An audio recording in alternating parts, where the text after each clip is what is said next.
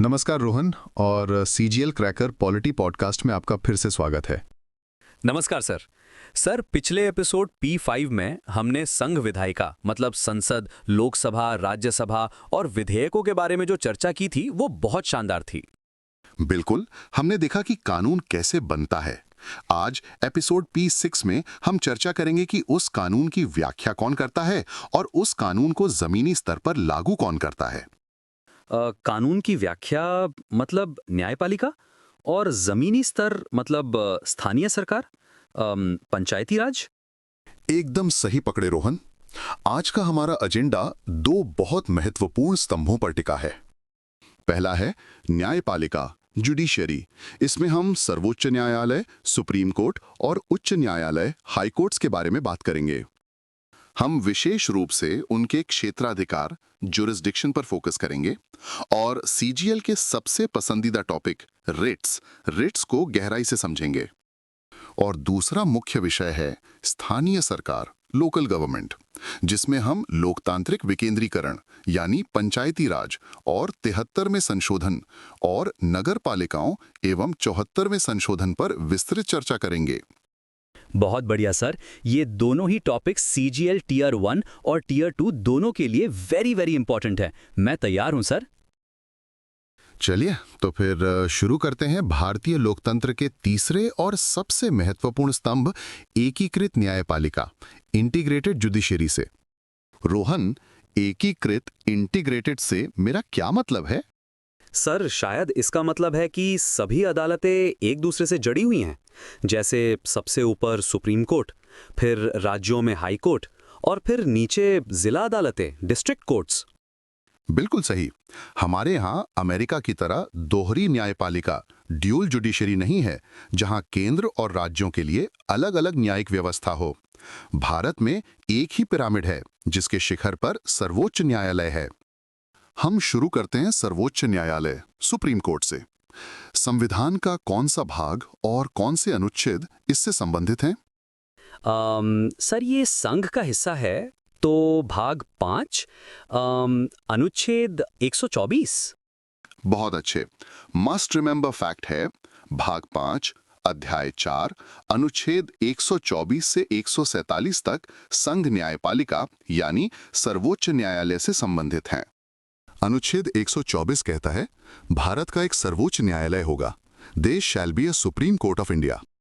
Sir जजों की नियुक्ति, अपॉइंटमेंट को लेकर हमेशा कॉलेजियम सिस्टम शब्द सुनता हूं। CGL के लिए कितना महत्वपूर्ण है? ये फ्रीक्वेंटली आस्क्ड क्वेश्चन है। संक्षेप में समझो, सर्वोच्च न्यायालय और उच्च न्यायालयों में जजों की नियुक्ति राष्ट्रपति करते हैं, लेकिन कॉलेजियम की सलाह पर। ये कॉलेजियम भारत के मुख्य न्यायाधीश, चीफ जस्टिस ऑफ इंडिया और सर्वोच्च न्यायालय के 4 वरिष्ठतम 4 सीनियर मोस्ट जजों का एक समूह होता है। ये व्यवस्था संविधान में लिखी नहीं थी, बल्कि ये 3 जजों के मामलों, 3 जजेस केसेस के माध्यम से विकसित, इवॉल्व हुई है। बस इतना याद रखना काफी है। अब आते हैं सबसे महत्वपूर्ण हिस्से पर, सर्वोच्च न्यायालय का क्षेत्राधिकार, जुरिस्डिक्शन, मतलब उनके शक्ति के क्षेत्र। सबसे पहला और सबसे खास मूल क्षेत्राधिकार, ओरिजिनल जुरिस्डिक्शन, ये अनुच्छेद 131 में है। मूल, ओरिजिनल, मतलब ये वो मामले हैं जो सीधे सुप्रीम कोर्ट में ही शुरू हो सकते हैं। बिल्कुल, सीजीएल ट्रैप क्वेश्चन यही बनता है। ये क्षेत्राधिकार केवल संघीय मामलों, फेडरल मैटर्स के लिए है। जैसे 1, भारत सरकार और एक या अधिक राज्यों के बीच विवाद। 2, भारत सरकार और कोई राज्य एक तरफ और दूसरे राज्य दूसरी तरफ। 3, या फिर 2 या 2 से अधिक राज्यों के बीच विवाद। अच्छा, तो अगर हरियाणा और पंजाब के बीच पानी का विवाद है तो वो सीधे सुप्रीम कोर्ट जा सकते हैं? सही उदाहरण है। ध्यान देना, मूल क्षेत्राधिकार का मतलब ये नहीं कि कोई भी नागरिक सीधे सुप्रीम कोर्ट चला जाए। ये राज्यों और केंद्र के बीच के विवादों के लिए है। दूसरा है अपीलीय क्षेत्राधिकार, अपीलेट जुरिस्डिक्शन। जैसा कि नाम से पता चलता है, ये हाईकोर्ट के फैसलों के खिलाफ अपील सुनने की शक्ति है। ये अपील संवैधानिक मामलों में अनुच्छेद 132, दीवानी सिविल मामलों में अनुच्छेद 133 और आपराधिक क्रिमिनल मामलों में अनुच्छेद 134 के तहत हो सकती है। मतलब लगभग किसी भी बड़े मामले में अंतिम अपील सुप्रीम कोर्ट में योगी। हाँ, यदि वो मामला उस लायक हो। अब तीसरा, सलाहकारी क्षेत्राधिकार, एडवाइजरी जुरिस्डिक्शन। ये वेरी वेरी इंपॉर्टेंट है, अनुच्छेद 143। अनुच्छेद 143 ये वो है जिसमें राष्ट्रपति सुप्रीम कोर्ट से सलाह मांग सकते हैं। एकदम, मिसकॉन्सेप्शन बस्टर टाइम। रोहन, अगर राष्ट्रपति ने सुप्रीम कोर्ट से कोई सलाह मांगी तो क्या सुप्रीम कोर्ट सलाह देने के लिए बाउंड है? सर, राष्ट्रपति मांग रहे हैं तो शायद हाँ, बाध्य होंगे। यही सीजीएल का ट्रैप है। नहीं, यदि मामला कानून का है तो सुप्रीम कोर्ट सलाह देने से मना कर सकता है। और दूसरा ट्रैप, अगर सुप्रीम कोर्ट ने सलाह दे भी दी तो क्या राष्ट्रपति उस सलाह को मानने के लिए बाउंड है? सर, अब मैं अंदाजा लगा सकता हूँ, नहीं? बिल्कुल नहीं। ये सलाह है, आदेश, ऑर्डर नहीं। राष्ट्रपति उस सलाह को मानने के लिए बाध्य नहीं है। ये दोनों बातें याद रखना। चौथा और पांचवां क्षेत्राधिकार भी महत्वपूर्ण है। एक है अभिलेख न्यायालय, कोर्ट ऑफ रिकॉर्ड, अनुच्छेद 129। इसका मतलब है कि सुप्रीम कोर्ट के फैसले हमेशा के लिए रिकॉर्ड के तौर पर रखे जाते हैं और वे निचली अदालतों के लिए कानून का काम करते हैं, और इसी शक्ति से उसे अदालत की अवमानना, कंटेम्प्ट ऑफ कोर्ट के लिए दंड देने की शक्ति मिलती है। अच्छा, जो हम सुनते हैं कंटेम्प्ट ऑफ कोर्ट का नोटिस दिया, वो अनुच्छेद 129 से आता है। सही। और आखिरी है रिट क्षेत्राधिकार, रिट जुरिस्डिक्शन, अनुच्छेद 32। इस पर हम हाईकोर्ट के साथ तुलना करते हुए बात करेंगे। चलो अब उच्च न्यायालयों, हाईकोर्ट्स पर आते हैं। ये संविधान के किस भाग में है? सर, ये राज्यों से संबंधित हैं तो भाग 6। बहुत बढ़िया। भाग 6, अनुच्छेद 214 से 231 तक। अनुच्छेद 214 कहता है कि प्रत्येक राज्य के लिए एक उच्च न्यायालय होगा। सर, लेकिन कई राज्यों के लिए तो कॉमन हाई कोर्ट्स हैं, जैसे पंजाब और हरियाणा के लिए। बेहतरीन सवाल। ये क्रॉस सब्जेक्ट लिंक है। 7वें संशोधन, 7th अमेंडमेंट 1956 ने अनुच्छेद 231 में ये जोड़ा कि संसद कानून द्वारा 2 या 2 से अधिक राज्यों के लिए या राज्यों और केंद्र शासित प्रदेशों के लिए एक साझा उच्च न्यायालय, कॉमन हाई कोर्ट स्थापित कर सकती है। जैसे गुवाहाटी हाई कोर्ट, जो असम, नागालैंड, मिजोरम और अरुणाचल प्रदेश के लिए है। हाईकोर्ट की शक्तियों में सबसे महत्वपूर्ण है अधीक्षण की शक्ति, पावर ऑफ सुपरिंटेंडेंस, अनुच्छेद 227। मतलब हाईकोर्ट अपने राज्य क्षेत्र की सभी निचली अदालतों और ट्रिब्यूनलों पर निगरानी रखता है। और दूसरी सबसे महत्वपूर्ण शक्ति है रिट क्षेत्राधिकार, अनुच्छेद 226। अब हम सुप्रीम कोर्ट और हाई कोर्ट की रिट शक्तियों की तुलना करेंगे। ये वेरी वेरी इंपॉर्टेंट है। सर, हमने मौलिक अधिकारों P2 वाले एपिसोड में अनुच्छेद 32 पर बात की थी, संवैधानिक उपचारों का अधिकार, राइट टू कॉन्स्टिट्यूशनल रेमेडीज। हाँ, अनुच्छेद 32 के तहत अगर आपके मौलिक अधिकारों, फंडामेंटल राइट्स का हनन होता है तो आप सीधे सुप्रीम कोर्ट जा सकते हैं। और अनुच्छेद 226 के तहत आप हाई कोर्ट जा सकते हैं। अब आता है सीजीएल का मोस्ट इंपॉर्टेंट सवाल। रिट जारी करने के मामले में किसकी शक्ति का दायरा व्यापक, वाइडर है, सुप्रीम कोर्ट या high court? Sir, supreme court तो सुप्रीम है, सबसे बड़ी अदालत है, तो सुप्रीम कोर्ट। ये 90% छात्रों का मिसकंसेप्शन है और जवाब है हाई कोर्ट। है? High court? वो कैसे sir? The why not just what को समझो।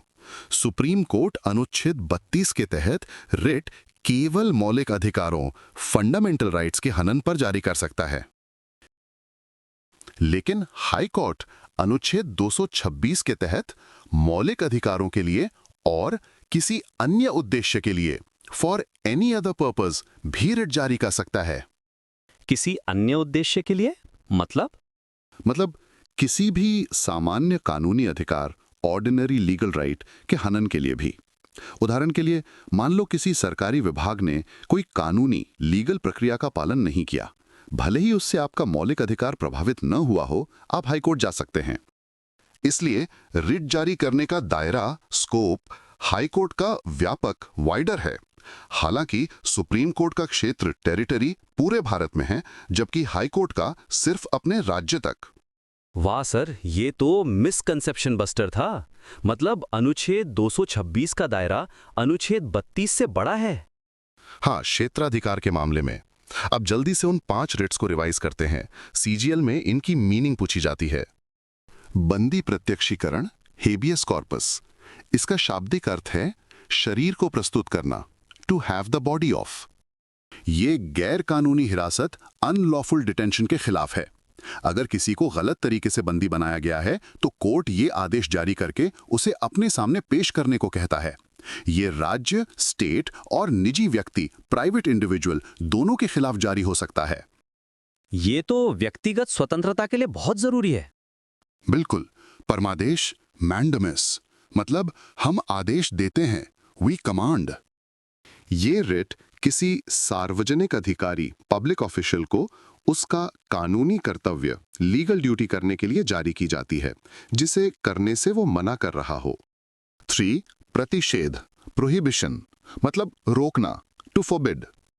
ये एक ऊपरी अदालत, हायर कोर्ट द्वारा निचली अदालत, लोअर कोर्ट को जारी की जाती है ताकि उसे अपने क्षेत्राधिकार से बाहर जाने से रोका जा सके। ये तब जारी होती है जब कार्रवाई चल रही हो। अच्छा, मतलब काम रोकने के लिए। तो सर, चौथी रिट उत्प्रेषण, सर्च्युररी से ये कैसे अलग है? दोनों एक जैसे लगते हैं। बहुत अच्छा सवाल। उत्प्रेषण, सर्च्युररी का मतलब है प्रमाणित होना, टू बी सर्टिफाइड। ये भी ऊपरी अदालत द्वारा निचली अदालत को जारी होती है, लेकिन निर्णय दिए जाने के बाद, after the judgment is given, ताकि उस निर्णय को रद्द, क्वॉश किया जा सके या मामले को अपने पास मंगाया जा सके। तो प्रतिषेध, प्रोहिबिशन, रोकने के लिए है, प्रिवेंटिव, और उत्प्रेषण, सर्च्युररी, ठीक करने के लिए है, क्यूरेटिव। ये प्रीवियस ईयर क्वेश्चन है। समझ गया सर।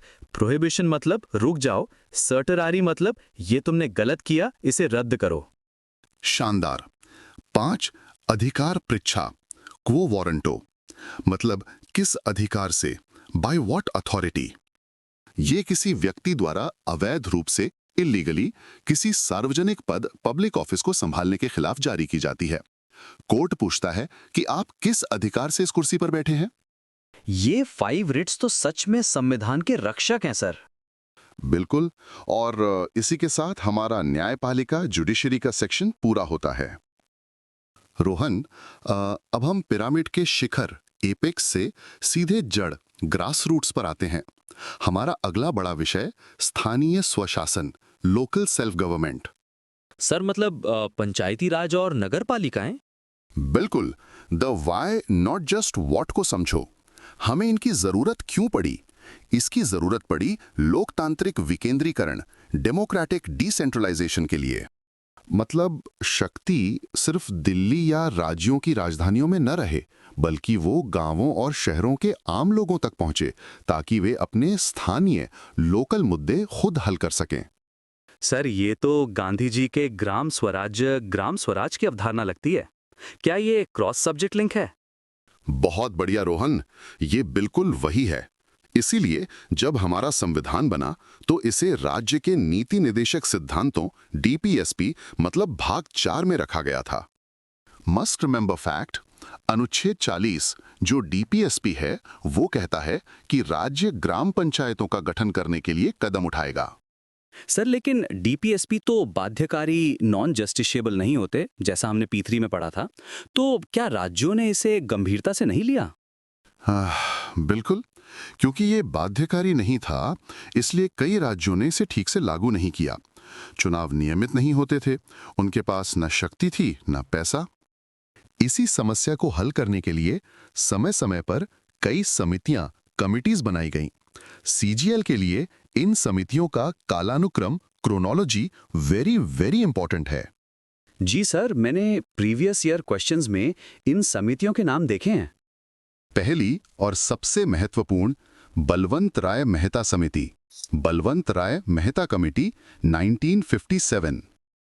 इन्होंने ही लोकतांत्रिक विकेंद्रीकरण की सिफारिश की और त्रिस्तरीय पंचायती राज 3 टियर पंचायती राज व्यवस्था का ब्लूप्रिंट दिया। ये 3 स्तर थे। 1 गांव स्तर पर ग्राम पंचायत, 2 ब्लॉक स्तर पर पंचायत समिति और 3 जिला स्तर पर जिला परिषद। सीजीएल का सीधा सवाल, पंचायती राज का वास्तुकार आर्किटेक्ट किसे कहा जाता है? जवाब है बलवंत राय मेहता। अच्छा, वास्तुकार आर्किटेक्ट बलवंत राय मेहता 1957, 3 स्तरीय, याद रहेगा सर। दूसरी समिति अशोक मेहता समिति, अशोक मेहता कमेटी 1977। इन्होंने 3 स्तर की जगह 2 स्तरीय 2 टियर प्रणाली की सिफारिश की, लेकिन इनकी सिफारिशें ज्यादा मानी नहीं गईं। तीसरी जीवी के राव समिति, जीवी के राव कमेटी 1985 और चौथी जो मोस्ट इंपॉर्टेंट है वो है एल.एम. सिंघवी समिति, LM. Singhvi committee 1986। LM. Singhvi समिति, ये क्यों इतनी जरूरी है सर? क्योंकि ये पहली समिति थी जिसने सिफारिश की कि पंचायती राज संस्थाओं को संवैधानिक दर्जा, कॉन्स्टिट्यूशनल स्टेटस दिया जाना चाहिए। उन्होंने कहा कि जब तक पंचायतें संविधान का हिस्सा नहीं बनेंगी, उन्हें न शक्ति मिलेगी, न सम्मान, न ही नियमित चुनाव होंगे। तो यहां से संशोधन, अमेंडमेंट की बात शुरू हुई। एकदम इसी सिफारिश के आधार पर पीवी नरसिम्हा राव सरकार के समय 73वां संवैधानिक संशोधन अधिनियम 1992, 33rd कॉन्स्टिट्यूशनल अमेंडमेंट एक्ट 1992 पारित किया गया। ये 24 अप्रैल 1993 को लागू हुआ। इसीलिए 24 अप्रैल को हम राष्ट्रीय पंचायती राज दिवस, नेशनल पंचायती राज डे मनाते हैं। ये एक फ्रीक्वेंटली आस्क्ड क्वेश्चन है। 24 अप्रैल राष्ट्रीय पंचायती राज दिवस। Got it sir. अब देखो इस 73वें संशोधन ने संविधान में क्या बदलाव किए। मस्ट रिमेंबर फैक्ट्स हैं ये। 1. इसने संविधान में एक नया भाग 9 पार्ट 9 जोड़ा जिसका नाम है पंचायतें, द पंचायत्स। 2. इसने संविधान में एक नई अनुसूची 11th शेड्यूल जोड़ी। 3. इस 11वीं अनुसूची में पंचायतों के काम करने के लिए 29 कार्यात्मक विषय 29 फंक्शनल आइटम्स दिए गए, जैसे कृषि, ग्रामीण आवास, पीने का पानी, सड़कें इत्यादि। सर, ये नंबर 29 बहुत बार पूछा गया है। 11वीं अनुसूची में 29 विषय है। बिल्कुल। इस संशोधन ने बलवंत राय मेहता की त्रिस्तरीय 3 टियर प्रणाली को अनिवार्य मैंडेटरी कर दिया। और सबसे क्रांतिकारी कदम, आरक्षण, रिजर्वेशन, अनुच्छेद 243D। इसने एससी और एसटी के लिए उनकी जनसंख्या के अनुपात में सीटें आरक्षित की और वेरी वेरी इंपॉर्टेंट, सभी स्तरों पर महिलाओं, वुमेन के लिए कम से कम 1/3 1/3 सीटें आरक्षित की। 1/3 आरक्षण? सर, ये तो बहुत बड़ा कदम था। और एक सीजीएल ट्रैप क्वेश्चन और है, पंचायतों के चुनाव कौन कराता है? भारत का चुनाव आयोग, election commission of India. Panchayat चुनाव? शायद। हाँ, नहीं सर, कंफ्यूजन है। मिसकंसेप्शन बस्टर है ये। नहीं, पंचायत चुनाव कराने के लिए अनुच्छेद 243 के तहत हर राज्य में एक राज्य निर्वाचन आयोग, स्टेट इलेक्शन कमीशन का गठन किया गया। तो याद रखो, लोकसभा, राज्यसभा, राष्ट्रपति और विधानसभा के चुनाव भारत निर्वाचन आयोग ईसीआई कराता है, लेकिन पंचायत और नगर पालिकाओं के चुनाव राज्य निर्वाचन आयोग एसईसी कराता है। ये बहुत बड़ा ट्रैप क्वेश्चन है सर। ईसीआई नहीं, एसईसी। बहुत अच्छे। अब हमने ग्रामीण भारत को तो सशक्त कर दिया, शहरों का क्या? सर, शहरों के लिए भी वैसा ही कुछ किया गया होगा। हाँ, 73वें संशोधन के तुरंत बाद 74वां संवैधानिक संशोधन अधिनियम 1992, 74th कॉन्स्टिट्यूशनल अमेंडमेंट एक्ट 1992 पारित किया गया। ये शहरी स्थानीय निकायों, अर्बन लोकल बॉडी से संबंधित है, जिन्हें हम नगर पालिकाएं, म्यूनिसिपैलिटीज कहते हैं। इसने संविधान में क्या जोड़ा? Must remember facts. 1. इसने एक नया भाग 9A, पार्ट 9A जोड़ा जिसका नाम है नगर पालिकाएं, द म्युनिसिपैलिटीज। 2. इसने एक नई अनुसूची 12 12th शेड्यूल जोड़ी। 3. इस 12वीं अनुसूची में नगर पालिकाओं के काम करने के लिए 18 कार्यात्मक विषय 18 फंक्शनल आइटम्स दिए गए, जैसे शहरी योजना, सड़कें और पुल, जल आपूर्ति, सार्वजनिक स्वास्थ्य आदि। ओके, तो 73वें में 11वीं अनुसूची और 29 विषय, और 74वें में 12वीं अनुसूची और 18 विषय। एकदम। CGL इन दोनों नंबरों 29 और 18 को लेकर बहुत सवाल पूछता है। 74वें संशोधन ने भी 3 प्रकार के शहरी निकायों की बात की। नगर पंचायत उन क्षेत्रों के लिए जो गांव से शहर में बदल रहे हैं, ट्रांजिशनल एरियाज। 2. नगर पालिका परिषद, म्यूनिसिपल काउंसिल, छोटे शहरों, स्मॉलर अर्बन एरियाज के लिए। 3. नगर निगम, म्यूनिसिपल कॉरपोरेशन, बड़े शहरों, लार्जर अर्बन एरियाज के लिए, जैसे दिल्ली, मुंबई, कोलकाता। और सर, आरक्षण, क्या यहाँ भी महिलाओं के लिए 1/3 आरक्षण है? बिल्कुल। अनुच्छेद 243T के तहत SC/ST के लिए जनसंख्या के अनुपात में और महिलाओं के लिए कम से कम 1/3 आरक्षण नगर पालिकाओं में भी लागू होता है। हाँ, समझ गया सर। तो 73वां संशोधन गांवों के लिए है और 74वां संशोधन शहरों के लिए। दोनों ने ही स्थानीय स्वशासन को संवैधानिक दर्जा दिया। बिल्कुल सही। और इसी के साथ हमारा आज का मेन डिस्कशन समाप्त होता है। चलो रोहन, अब समय है रिव्यू सेगमेंट का। आज के मस्ट रिमेंबर फैक्ट्स को जल्दी से दोहराते हैं। जी सर। 1. सुप्रीम कोर्ट का मूल क्षेत्राधिकार, ओरिजिनल जुरिस्डिक्शन, अनुच्छेद 131 केंद्र, राज्य और राज्यों के आपसी विवादों के लिए है। 2. सुप्रीम कोर्ट का सलाहकारी क्षेत्राधिकार, एडवाइजरी जुरिस्डिक्शन, अनुच्छेद 143 है और इसकी सलाह राष्ट्रपति पर बाध्यकारी नहीं है। 3. रिट के मामले में हाई कोर्ट का क्षेत्राधिकार, अनुच्छेद 226, सुप्रीम कोर्ट के अनुच्छेद 32 से व्यापक, वाइडर है। 4. प्रतिषेध, प्रोहिबिशन रिट कार्रवाई के दौरान जारी होती है, जबकि उत्प्रेषण, सर्शुरारी निर्णय के बाद उसे रद्द करने के लिए। 5. बलवंत राय मेहता समिति ने त्रिस्तरीय 3 टायर पंचायती राज की सिफारिश की। उन्हें पंचायती राज का वास्तुकार, आर्किटेक्ट कहते हैं। 6. LM सिंघवी समिति ने संवैधानिक दर्जा, कॉन्स्टिट्यूशनल स्टेटस की सिफारिश की। 73वां संशोधन, भाग 9, अनुसूची 11 और 29 विषय पंचायतों से संबंधित हैं। 8. 74वां संशोधन, भाग 9A, अनुसूची 12 और 18 विषय नगर पालिकाओं से संबंधित हैं। 9. दोनों में महिलाओं के लिए 1/3 1/3 आरक्षण अनिवार्य है। 10. पंचायत और नगरपालिका चुनाव राज्य निर्वाचन आयोग, स्टेट इलेक्शन कमीशन कराता है। ये 10 बिंदु इस पूरे एपिसोड का सार हैं। अब क्या तुम previous year question quiz round के लिए तैयार हो? जी सर, बिल्कुल तैयार।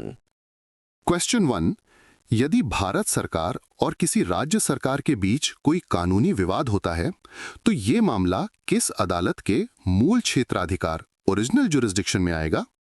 सर, ये अनुच्छेद 131 के तहत केवल सर्वोच्च न्यायालय, सुप्रीम कोर्ट के क्षेत्राधिकार में आएगा। बहुत बढ़िया। क्वेश्चन 2. हम आदेश देते हैं, वी कमांड, किस रिट का शाब्दिक अर्थ है जो किसी सार्वजनिक अधिकारी को उसका कर्तव्य करने के लिए जारी की जाती है? हम आदेश देते हैं, ये है परमादेश, मैंडेमस। सही जवाब। क्वेश्चन 3. 73वें संशोधन अधिनियम 1992 द्वारा भारतीय संविधान में कौन सी अनुसूची जोड़ी गई? 73वें संशोधन से 11वीं अनुसूची, 11th शेड्यूल जोड़ी गई। और क्वेश्चन 4. उस 11वीं अनुसूची में पंचायतों के लिए कितने कार्यात्मक विषय, फंक्शनल आइटम्स सूचीबद्ध हैं? ये तो अब रट गया है सर, 29 विषय। बहुत अच्छे। क्वेश्चन 5. किस समिति ने पहली बार पंचायती राज संस्थाओं को संवैधानिक दर्जा देने की सिफारिश की थी? ये थे LM सिंघवी समिति। और क्वेश्चन 6. नगर पालिकाओं म्युनिसिपैलिटीज से संबंधित 12वीं अनुसूची 12th शेड्यूल में कितने विषय हैं? उसमें 18 विषय हैं सर। शानदार रोहन, तुमने आज के सभी प्रीवियस ईयर क्वेश्चंस पैटर्न को सही पकड़ा है। तो दोस्तों, आज के एपिसोड P6 में हमने न्यायपालिका और स्थानीय सरकार को विस्तार से समझा। इसी के साथ हमारा संविधान का एक बहुत बड़ा हिस्सा पूरा होता है। तब तक सुनते रहें CGL क्रैकर पॉलिटी पॉडकास्ट। नमस्कार। नमस्कार सर, और सभी दोस्तों को नमस्कार।